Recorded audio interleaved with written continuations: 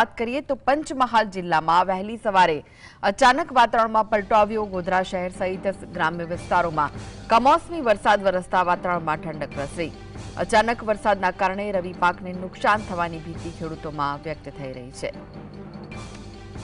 તો ગોધરા શહેર સહિત ગ્રામ્ય વિસ્તારોમાં વરસાદ વરસ્યો। કમોસમી વરસાદના કારણે રવિ પાકને નુકસાનની ભીતિ સેવાઈ રહી છે।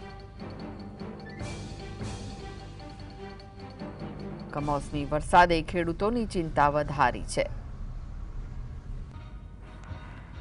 તો પંચમહાલ જિલ્લામાં વહેલી સવારે અચાનક વાતાવરણમાં પલટો આવ્યો હતો। ગોધરા શહેર સહિત ગ્રામ્ય વિસ્તારોમાં કમોસમી વરસાદ વરસ્યો હતો।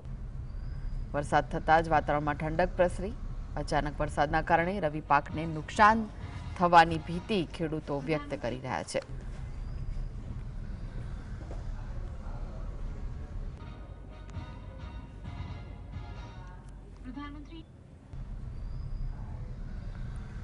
તો ગોધરા સહિત ગ્રામ્ય વિસ્તારોમાં કમોસમી વરસાદના કારણે ખેડૂતોની ચિંતા વધી છે।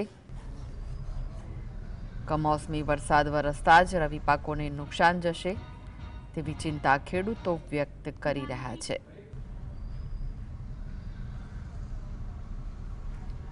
ગોધરામાં કમોસમી વરસાદ થયો હતો।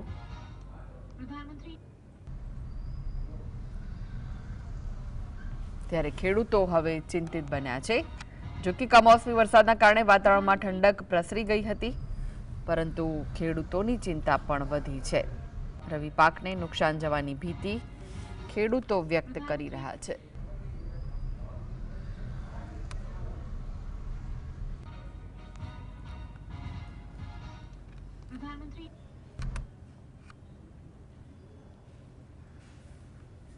તો વધુ વિગતો માટે જોડાઈ ગયા છે સંવાદદાતા રવિ। રવિ, કમોસમી વરસાદ વરસ્યો હતો, શું વિગતો છે?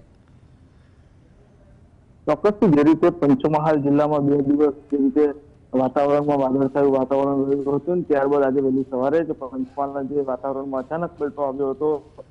લગભગ 5, 5:30 વાગ્યાની અરસામાં જે રીતે કમોસમી જે વરસાદ છે તે વરસ્યો હતો, જેને લઈને ખેડૂતો ચિંતિત બન્યા હતા। ખાસ વાત કરવામાં આવે તો રવિ પાકના વાવેતરને પણ નુકસાન થવાની ભીતિ છે ખેડૂતો કરી રહ્યા છે। જે રીતે માવઠું થયું ને ત્યારબાદ જે રીતે વાતાવરણમાં ઠંડક પ્રસરી હતી, ક્યાંક ને ક્યાંક હાલ જે રીતે માહોલ જોવા મળી રહ્યો છે, જેમાં ડબલ ઋતુનો જે વાવર છે તે પણ જોવા મળી રહ્યો છે। સવારે ઠંડી અને બપોર બાદ ગરમી તે પ્રકારનો પણ માહોલ છે તે બન્યો છે। જી રવિ, કયા કયા પાકને નુકસાનની ભીતિ ખેડૂતો સેવી રહ્યા છે?